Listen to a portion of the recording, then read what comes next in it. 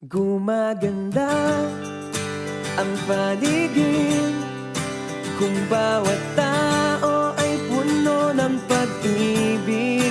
Napapawi ang bigati, masilayan lang ang iyong ngiti.